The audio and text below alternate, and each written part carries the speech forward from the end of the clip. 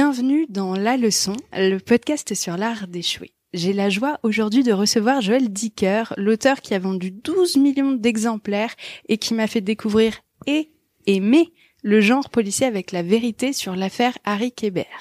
Il revient avec la suite de son ouvrage, l'affaire Alaska Sanders, qui sort le 10 mars prochain dans toutes les librairies et vous le verrez, on est tout de suite puissamment accrochés. Hello Joël. Bonjour Pauline. Bon, on est juste à côté d'un piano à queue, donc j'ai négocié un petit concerto à la fin. Absolument, car c'est mon vrai métier de faire de la musique. Ouais, c'est ça. Tu sais que c'est l'échec dans la musique qui m'a donné envie d'écrire des romans. Je sais pas si c'est le sujet le plus important de l'échec dont j'ai envie de parler avec toi, mais t'amènes le sujet. Ok. Et en deux mots, je voulais plus jeune, je sais pas, vers entre 16 et 20 ans, vraiment faire carrière dans la musique. J'avais un groupe de pop-rock qui marchait assez bien. On avait trouvé un producteur qui était affilié à une major en France, qui aimait bien ce qu'on faisait, mais qui nous dit, il écoute ce qu'on fait, il nous dit c'est pas mal, il y a un truc à faire, mais maintenant, il faut bosser. Je dis à mes amis, ok les gars, allez, on faisait des répétitions, tu vois, une fois le samedi, c'était tout. Ouais. Je dis, ok les gars, maintenant il faut répéter tous les jours, 5 heures par jour, il faut s'y mettre à fond. Mais attends, t'es à l'école en plus quand t'as entre 16 et 20 ans. Bah, ça va justement, t'as un peu de temps libre, tu vois. Genre, c'est vraiment là où tu peux faire autre chose. Ouais, c'est pas faux. Tu sors de l'école à 16 heures, tu peux répéter jusqu'à 23 heures. Enfin, tu vois, mais c'est ça, bah oui, il faut utiliser le temps qu'on a, quoi. Ouais. Et je dis au mec, allez, là on s'y met tous les jours, on répète à fond. Et ils me disent, ah ouais, non, mais non, c'est trop, quand même. Bah, tu vois, nous, le samedi, ça va, mais le reste du temps, on met du temps pour nous, je sais pas quoi. J'étais là, c'était affreux pour moi. J'étais là, non, moi, je veux faire de la musique. Et du coup, ça s'est pas fait. Et puis, t'es dépendant totalement. Et c'est ça. Et je me suis dit, en fait, je dépends des autres. Et ça m'a rendu dingue. Je me suis dit, je veux faire quelque chose pour lequel je dépends que de moi. Quelque chose qui soit entre mes mains et pas quelque chose dont le succès où la poursuite du projet sera conditionnée par le bon vouloir d'autres personnes à bien vouloir faire ça. J'aimais écrire, hein, évidemment. C'est pas que tout d'un coup, je me suis dit, tiens, je pourrais écrire. J'aimais beaucoup écrire. Je me suis dit, en fait, je vais écrire un roman. C'est ça que je dois faire. Et c'est comme ça que je me suis lancé dans cette aventure. Je trouve ça hyper drôle parce que moi, c'est exactement la même chose avec ce podcast. Littéralement. Quand tu dis dépendre de personnes, moi aussi, je rêvais de faire carrière dans la musique. Et j'écrivais des chansons et je chantais. Mais je jouais d'aucun instrument à part très bien du triangle et je trouve que c'est sous-estimé. C'est pas facile de faire le ding au bon moment. On est d'accord. Ouais, merci. Absolument. Merci de me soutenir. Et de faire résonner le triangle. Il faut savoir le tenir en main. Ah ouais, c'est une technique. Hein. Bref, et je suis tombée sur des managers un peu véreux, enfin tout ce circuit que tu as dû connaître avant toi de signer. Et je me suis pas forcée, je me suis pas poussée à aller plus loin et je me suis dit, ok, bon, la prochaine passion que je trouve, je fais un truc que je peux faire moi-même solo. Et littéralement, je me suis acheté ce boîtier de micro pour cette raison. Trop drôle. J'adore. Bon, alors toi et moi, on va parler d'un autre sujet, mais qui est très intéressant parce que j'imagine qu'il est dans la continuité de celui-ci. Les premiers refus que tu as connus. Ouais. C'est la continuité exactement de l'histoire que j'ai commencé avant, parce que du coup, j'ai écrit un premier roman. Donc à ce moment-là, j'ai l'âge de 20 ans, je suis étudiant en droit à l'université de Genève. Je me rends compte que j'ai beaucoup de temps libre, parce que j'ai jamais beaucoup bossé à côté, c'est-à-dire que j'ai jamais beaucoup bossé pour mes études. Ok. J'ai eu la chance d'avoir pas mal de facilité. Ouais. Et là, je me dis, bon, maintenant, j'ai le sentiment que mes études de droit, tu vois, j'ai 4-5 ans devant moi. C'est un peu le dernier moment où je peux mener à bien un projet qui me tient à cœur. Parce qu'ensuite, je me dis, voilà, après, t'as fini, t'as un diplôme, tu te mets à bosser, tes journées sont de plus en plus pleines. Voilà, j'avais le sentiment que je vivais une période de ma vie qui allait pas durer encore très longtemps. Ouais, la fenêtre était courte, quoi. C'était une petite fenêtre. Il faut que j'en profite. Et donc, j'écris ce premier roman pendant ma première année de fac. Et j'ai beaucoup de plaisir et j'envoie le roman à tous les éditeurs possibles et imaginables, en Suisse, en France. Question con, mais moi, par exemple, je saurais pas comment écrire un roman. Est-ce que tu te documentes sur le sujet ? Est-ce que ça vient un peu comme ça ? Tu vois ce que je veux dire ? Ça vient d'années de travail avant ça, parce que j'ai commencé à écrire. J'ai toujours aimé écrire, j'ai toujours aimé imaginer une histoire, une narration, sans me dire tout de suite c'est un roman, mais avoir vraiment le plaisir, quoi. Le plaisir d'être dans une histoire qui peut être un peu dans des formes très hybrides de bande dessinée, passage écrit, mais l'idée de raconter quelque chose. Et à force de me mettre à lire de plus en plus vers l'âge de 15-16 ans, j'avais moi aussi, en parallèle de ce que je faisais comme musique, etc., j'avais envie de me mettre à faire un livre en me disant mais comment on écrit un roman justement Comment est-ce que ça se passe? Et puis au début, t'as aucune idée, puis tu essayes, tu tâtonnes, vertigineux, tu t'y mets, t'avances, tu fais un chapitre, un deuxième, tu te plantes, tu recommences.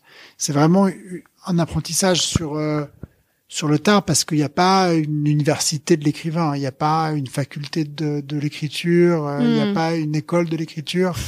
Je signe tout de suite. Mais c'est ça, mais tu sais, si tu veux être journaliste, masseur, musicien, peintre, entraîneur de foot, t'as un cursus. Zidane, qui veut devenir entraîneur de foot, il va faire une école pour devenir entraîneur, puis il a un diplôme, et on lui dit à Madrid, t'es entraîneur. Ça a été une exigence. On a attendu de lui qu'il ait son diplôme. Et puis une validation, une confirmation de tes facultés aussi. Une confirmation par tes pairs, au fond. Ce que l'écriture peut même pas, parce qu'il n'y a pas du tout un cursus au cours duquel ou à la fin duquel on dit, voilà, Pauline, t'as passé l'étape 1, 2, 3 avec succès, voilà, ton diplôme, tu es écrivain. Et puis on pourrait presque dire, mais vous l'avez par la validation du nombre d'exemplaires que vous vendez. Mais en fait, il y a un snobisme sur certains auteurs. Donc tu te dis, mais merde, c'est même pas ça qui garantit, c'est vrai, puisqu'il y a aussi des auteurs dont les gens disent, mais lui, c'est pas un écrivain, vraiment. Exactement. C'est pas un bon écrivain. Donc c'est compliqué d'être écrivain. Qui sont les écrivains? Moi, je crois que sont écrivains ceux qui veulent l'être. Ceux qui se sentent comme tels et ceux qui écrivent. Et donc, à ce moment-là, je reviens sur cette année, première année de fac. J'écris un premier roman après des années d'essais. Donc là, c'est la première année où, après tous les essais et tout le bagage que j'ai, je me dis, bon, là, je me sens prêt. J'écris un premier roman que j'envoie à tous les éditeurs possibles et imaginables. Et tout le monde me dit, non, merci beaucoup, ça nous intéresse pas. T'envoies les premiers chapitres? Non, le roman fini. Le roman fini? Le roman est fini. Je le fais imprimer à 30 exemplaires ou 40. Ça coûte cher aussi. Ça coûte cher en plus, c'est un budget à faire imprimer, à envoyer. Je l'envoie donc à tous les éditeurs possibles et imaginables en Suisse et en France. Et puis j'attends. Et puis quelques mois passent et puis je reçois des lettres de refus où tout le monde me dit non merci, non merci, non merci, non merci. Qu'est-ce que tu ressens quand t'as mis, j'imagine, tout ton cœur à écrire ce livre, parce que c'est un peu douloureux d'écrire un livre, c'est du plaisir, mais c'est aussi beaucoup d'heures où tu te remets en question, où tu fais un travail fastidieux aussi. Je suis très déçu. Je suis triste, je suis démoralisé.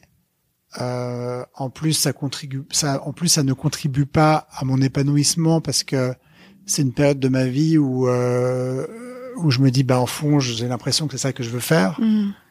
Et puis en même temps, pas.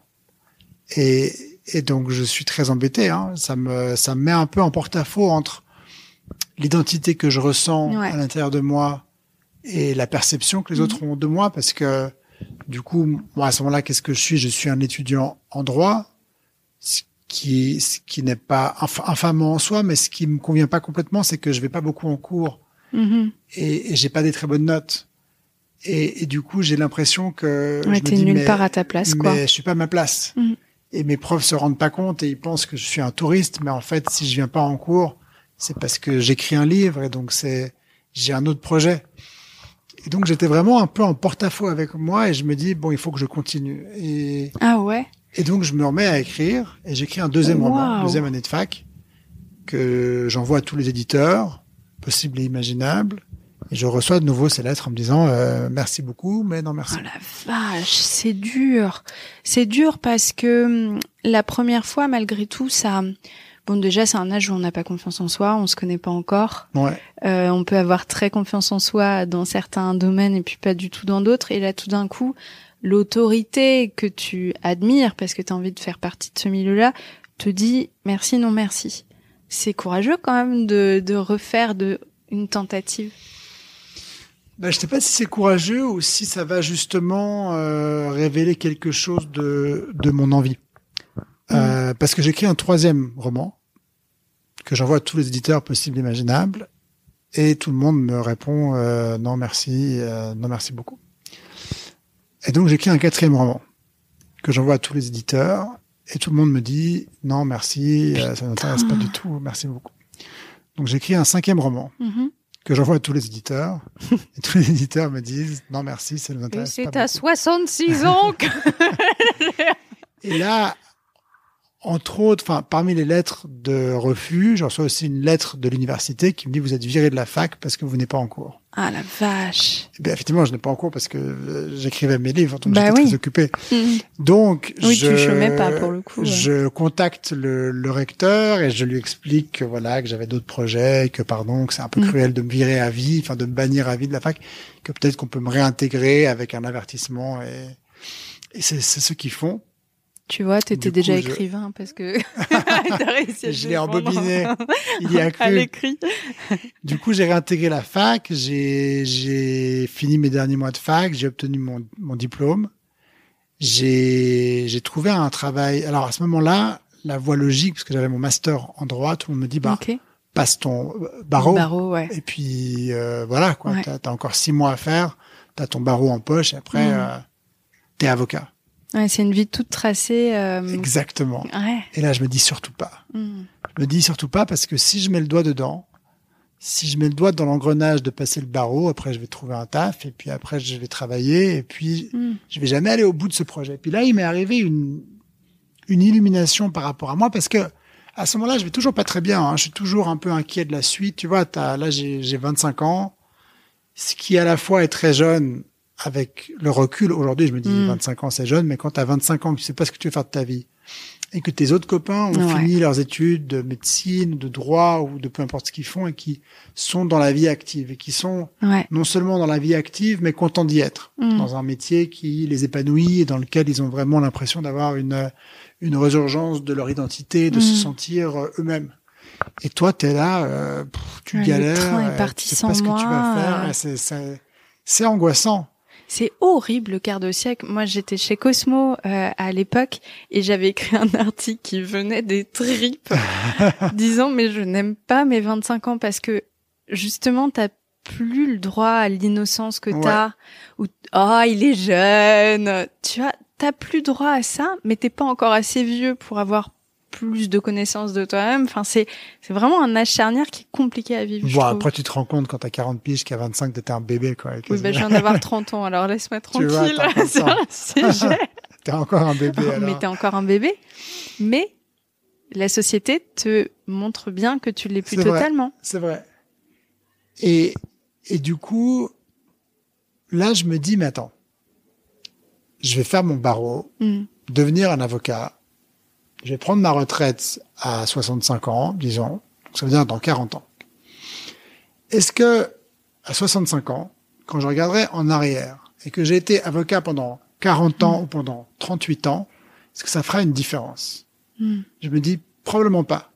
Et ça fera encore moins de différence si j'ai été avocat pendant 38 ans parce que j'ai passé 2 ans à aller au bout d'une envie, au bout d'un rêve, parce que je peux le faire maintenant. Punaise, c'est vrai. Et je me suis dit, donne-toi 2 ans, prends encore le temps, t'auras toute ta vie pour faire ton métier, pour faire être un avocat ou être ce que t'as envie. Donne-toi 2 ans pour continuer ce projet d'écriture qui est pas abouti puisque t'as encore envie, puisque là, à ce moment-là, j'ai envie d'écrire, tu vois. Ce qui me dissuade de faire le barreau, c'est me dire, mais, j'ai écrit 5 livres, refusé 5 fois, et pourtant, je sens qu'il faut que je continue. J'ai envie de continuer. Ça veut dire beaucoup quand tu t'es pris des refus et que tu as encore la puissance intérieure de te dire je vais retourner au front. Ça veut dire beaucoup, effectivement, de ton envie, de ce qui se passe dans tes tripes, quoi. Et il faut aller au bout de cette envie si tu peux le faire. Et je pouvais le faire. Du coup, j'ai eu la chance de trouver, parce qu'il fallait quand même que je bosse, j'ai trouvé un travail d'assistant parlementaire à Genève qui était un mandat limité à 2 ans, ce qui me donnait une fenêtre de tir. Voilà, ça me met 2 ans. C'est une bonne façon de mettre une limite. Tu en avais parlé, ça, dans ton milieu pro, de ton envie d'écrire, ou c'était un peu un jardin secret? Non, c'était un secret. C'était un secret parce que tout ce que je fais aujourd'hui encore qui n'est pas réalisé, j'en parle jamais. Ce qui donne l'impression, même à mes très proches, que je suis secret ou que je cache des choses ou que je veux pas leur dire à eux. Et en fait, j'essaie de dire non, mais c'est parce que je suis superstitieux et que je crois que d'abord on fait, on en parle après. Et du coup, j'ai jamais parlé de tout ça. Il y a la plupart à part mes parents et ma grand-mère, chez qui j'avais un bureau et chez qui j'allais écrire tous les jours, personne ne savait que j'écrivais. Et là, je me dis bon, j'ai une fenêtre de tir un peu unique parce que j'ai encore ces 2 ans. J'ai réussi à prendre sur moi de me dire patience. Donc, fais que ces 2 ans soient 2 ans pendant lesquels tu utilises ce temps pour écrire, mais d'une façon qualitative. Et là, je me dis, qu'est-ce que j'ai fait? J'ai eu 5 refus. Essayons de comprendre un peu ces refus. Essayons de comprendre ce que j'ai fait de faux. Essayons de comprendre ce que j'aurais pu faire mieux. Et donc, je commence à reprendre. Tu l'avais pas encore fait, ça? Je l'avais fait un peu, mais j'étais beaucoup resté sur l'écriture en tant que telle. Donc, sur ce que j'écrivais. Pas pourquoi j'écris. La plume, le style, les mots, le thème, le genre. Et je me dis, mais sors de ça et réfléchis non pas dans la forme, mais sur le fond. Ce qui est difficile quand on écrit, parce qu'en général, quand on écrit, on est jugé justement sur la forme. C'est écrasant même. Et là, je me dis, qu'est-ce qui va pas dans le fond? Et je reprends mes textes. Et là, tout d'un coup, j'ai une illumination. Je me rends compte que je sais à ce moment-là que j'aime écrire, que je veux écrire, parce que j'aime lire. Mais c'est pas que j'aime lire un menu de restaurant ou le bottin de téléphone. J'aime lire un roman. J'aime lire de la fiction.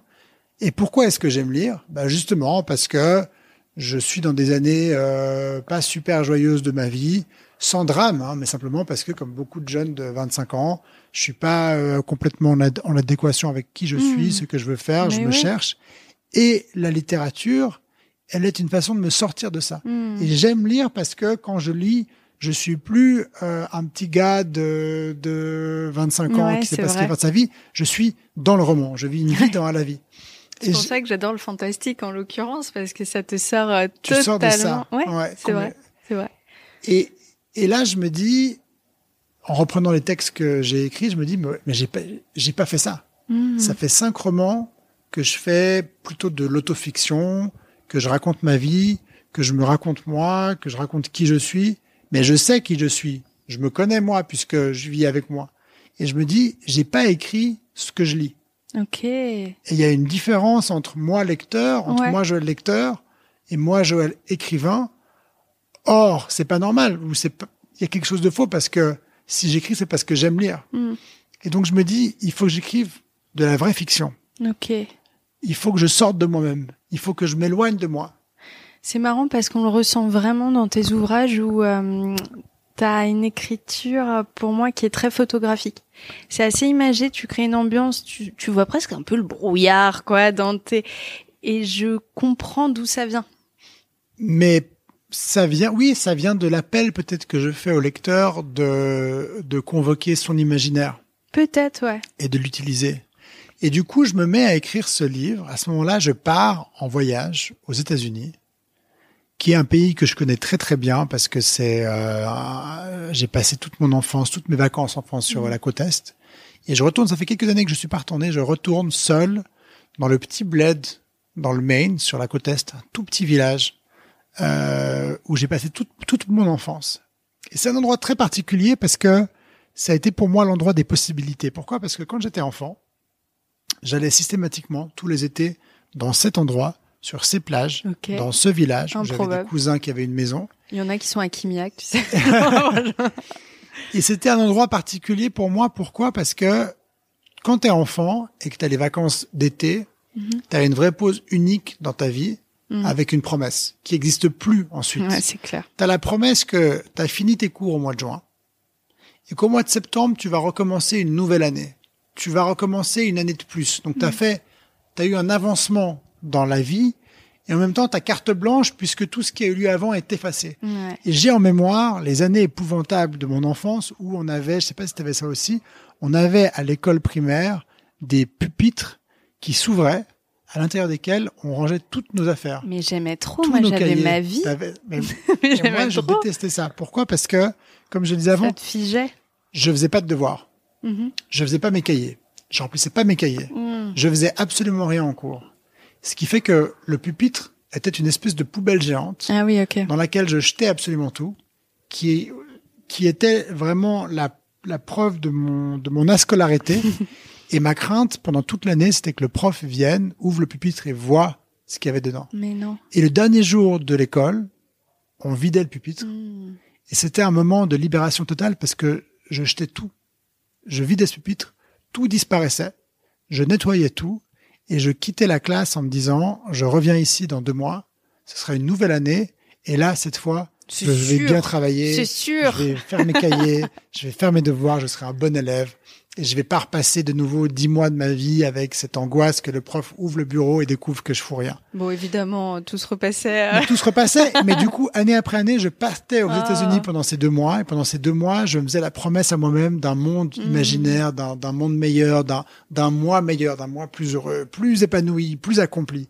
Et donc, tout ça pour dire que en 2009, quand je retourne aux États-Unis, quand je retourne dans cette petite ville où je me suis fait tant de promesses à moi, enfant, je me dis, voilà le lieu de mon prochain roman. Trop cool. C'est là que ça doit se passer parce que je dois faire appel à toute cette énergie infantile en moi, infantine, à et tous ces rêves d'enfant. Ça fonctionne aussi. Les deux vont. Les deux vont. Toute cette énergie que j'avais enfant qui m'a fait rêver parce que le roman, la fiction, c'est le rêve. Et je commence à raconter un roman qui se passe dans cette petite ville. Et je commence à imaginer les personnages et arrive un personnage qui a 25 ans, qui s'appelle Marcus, qui est un écrivain qui écrit, mais qui est étudiant en droit, qui a écrit plusieurs romans que tout le monde a refusé. Et j'écris mon livre et je me dis, mais attends, là, Marcus, c'est pas du roman, c'est pas de la fiction, c'est moi. C'est pas très intéressant. Alors je recommence mon livre. Je me dis, et en plus de ça, tu voulais pas reproduire les erreurs du passé où tu faisais de l'autofiction. J'imagine que tu devais te dire merde. Je me dis, Marcus, je vais imaginer un personnage qui a 30 ans, donc qui est un peu plus vieux que moi, qui a passé tout ça, qui a écrit un livre et qui a un succès immense. Et c'est comme ça que je vais peu à peu me rendre compte que la littérature que j'ai envie de faire, que ce que j'aime, que ce qui m'appelle, c'est une littérature de lecteur. C'est ma littérature de lecteur. À moi, Joël, c'est-à-dire rêver plus fort, imaginer, sortir de ma vraie vie, sortir de ma réalité et me raconter une histoire à moi. Oui, c'est vrai qu'il y en a qui se regardent un peu écrire, je trouve. Il y a surtout sans critiquer non, mais c'est surtout l'idée de savoir si on a envie de faire de l'autofiction, qui est une forme de narration, qui est très acceptable. Il y a des essais, il y a des récits, il y a de l'autofiction. C'est clair. Et il y a la fiction, qui a sa fonction à part entière. Et sa fonction, c'est de nous sortir de l'ordinaire. Puis il y a un truc qui changeait, a priori en tout cas, là de ce que je peux comprendre, entre ce livre-là et tes livres précédents, c'est que là tu faisais appel à tous tes sens en fait pour expliquer ton histoire. Il y avait les souvenirs de cette... Et tout d'un coup, ton roman est en 3D par rapport à avant. Oui, c'est vrai. Il existe vraiment. L'imaginaire existe vraiment. Et ça, c'est quelque chose de fort parce que je me rends compte aussi, et tu me disais avant, quand on lit un de mes livres, et merci, ça me touche, quand on lit un de tes livres, on sent la pluie, on imagine ce qui se passe. Et une des grandes leçons de l'échec de mes précédents livres, ça a d'abord été de me dire, mais attends, si je veux faire de la fiction, il faut que je fasse vraiment de la fiction. Il faut que je me distancie du Joël qui écrit et que je crée un Joël de fiction, qui soit un monde dans lequel j'ai envie d'être, moi. Et puis surtout, je peux pas raconter les choses forcément telles que je les vis. Il faut que je fasse appel aux sens généraux du lecteur pour les imaginer. Je vais te donner un exemple très simple. Si tu as été très touché par la mort de ton chat et que tu as eu un chat qui est un animal très important pour toi. Certes. ou un chien. On peut utiliser un chien. J'ai eu un chien que j'ai beaucoup aimé. C'est trop triste. Et qui a été un membre de ma famille à part entière. Et ben, la mort du chien a été un moment très difficile pour tout le monde, y compris pour moi.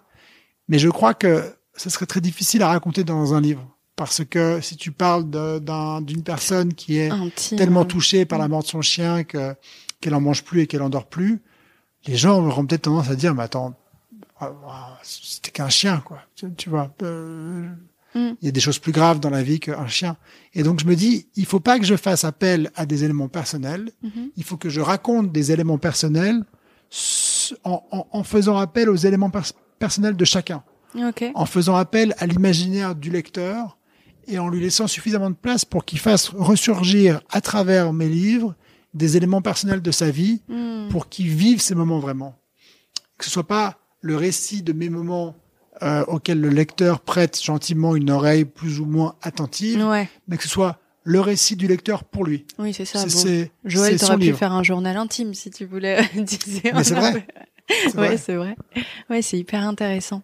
Est-ce que, j'imagine que tu te lèves pas chaque matin en te disant qu'est-ce que je suis génial après 5 romans, mais je sais pas toi, mais moi ça me rendrait fière de m'être dit j'ai bien fait de tenir jusqu'au 6e parce que c'est pas évident. J'imagine que t'as voulu abandonner aussi à des moments. Est-ce que ça rend pas la victoire de ce premier livre publié ensuite plus savoureuse? Non, je sais pas si je le vis comme ça. C'est pas une question de fierté. C'est une question du sens de la vie. C'est le rappel à cette exigence personnelle envers nous-mêmes de construire la vie telle qu'on la veut pour nous-mêmes. Et pas pour l'autre, pas pour la galerie, pas pour ses parents, pas pour ce qu'on attend de nous. Et c'est quelque chose dont je parle souvent, mais et pas pour Instagram, pas pour une vie validée par les autres, mais une vie validée par soi où on est bien avec soi. Oui, parce que sur le coup, on aurait pu dire, parce qu'on savait pas encore que tu aurais du succès, donc c'était plus valorisant à l'époque d'être avocat plutôt que d'être là à écrire sans être certain d'être publié. Donc tu aurais pu choisir cette vie validée par les autres. Cette validation de l'autre, elle est souvent contrarié par notre instinct, qu'on n'écoute pas assez, qu'on suit pas assez. Et c'est tellement vrai. Et ça brouille un peu les ondes de ce qu'on ressent à l'intérieur de soi quand on a plein de voix autour qui disent fais ça, fais pas ça. Tu vois, c'est cette peur qu'on a tous pour nos proches, qui fassent pas d'erreurs, qui reproduisent pas nos erreurs, mais en fait on projette tellement sur les autres, quoi. Oui, et puis on porte le poids de ce que les autres ont été, de notre famille, de nos parents, de ce qu'ils sont, de leur propre trauma. Ouais. À nous ce que la psychologie connaît bien par la question du transgénérationnel, ce qui passe des uns aux autres. Et cette possibilité de s'émanciper de tous les autres pour être soi, elle est difficile, mais c'est une grande victoire sur la vie. Ouais, c'est clair. On acquiert sa liberté un peu en quelque sorte. Aujourd'hui, quand tu vois tous ces romans qui t'ont amené aux quatre coins du monde, le fait que t'aies créé ta propre maison d'édition il y a quelque temps, t'as eu un joli parcours, une magnifique évolution. Qu'est-ce que tu auras envie de dire à Joël qui a 25 ans, qui voit ses potes qui sont déjà comme sur des rails et qui se dit j'ai raté le train, tu vois? D'abord, je le rassurerais. Et puis, je lui conseillerais de suivre son instinct. Parce que c'est ce que j'ai fait. Après, ma plus grande fierté dans la vie, c'est pas ma carrière. Et ça, c'est la vraie réussite. C'est quand t'as réussi ta vie, c'est pas parce que t'es connu ou que tu gagnes bien ta vie. Ça veut tout et rien dire, réussir sa vie, en vrai. Mais réussir sa vie, je crois que c'est ce que t'as construit pour toi, avec ta famille, avec tes amis. Aimer et être aimé. Et ça, c'est ce qui va rester à la fin. C'est clair. Tu vois, tu peux parler à tous les entrepreneurs du monde, à tous les grands, des chefs d'immenses boîtes, du CAC 40 et du Dow Jones, du Nasdaq et de je sais pas quoi, mais en fait. Je connais pas les autres organismes, ça fait déjà pas mal. Du SMI, mais qu'est-ce qui reste après tout ça? quand il y a plus de costumes, quand il y a plus d'action, quand il y a plus de patronat et qu'il y a plus de réussite financière et de succès. Il reste les gens qu'on a aimés, les gens qui nous ont aimés. Et ça, c'est la vraie valeur, je crois. Amen. C'est la meilleure conclusion. Je vois pas ce que je peux rajouter à ça, à part que je suis totalement d'accord. C'est comme le but de la vie et de l'amour. Hein. Avant que j'éteigne ce micro, est-ce que tu pourrais nous parler de cette suite en quelques mots, parce que je pense que tu l'as répété 10 000 fois ces derniers jours. Est-ce que tu pourrais parler en quelques mots de l'affaire Alaska Sanders? Alaska Sanders, c'est l'histoire d'une enquête menée par l'écrivain à succès Marcus Goldman et son copain son ami Perry Gallowwood de la police d'État du New Hampshire, qui en 2010 vont se retrouver les deux parce que Marcus est un ami fidèle.